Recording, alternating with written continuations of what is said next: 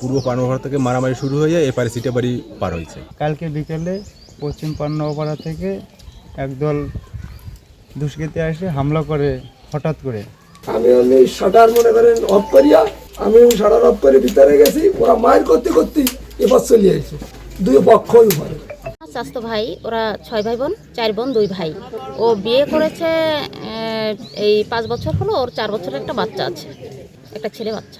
এবং ও হচ্ছে খুবই নিরীহ একজন মানুষ। ও কারোর সাথে গ্রামে কারোর সাথে কখনো কোনো দ্বন্দ্বতে থাকেনি আর থাকেও না কখনো। কচুয়া থানাধীন সিটাবাড়ি এবং সদর থানাধীন নোয়াপাড়া গ্রামের দুই পক্ষের ভিতরে সংঘর্ষ ঘটনা ঘটছে।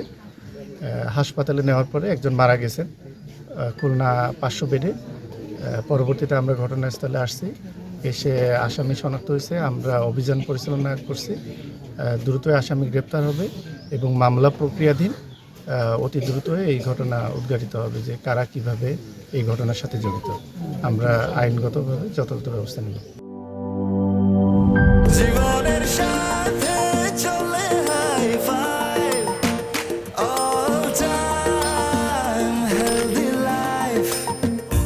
নিশ্চিন্তে খান স্বাস্থ্যকর অল টাইম পান। All time healthy life.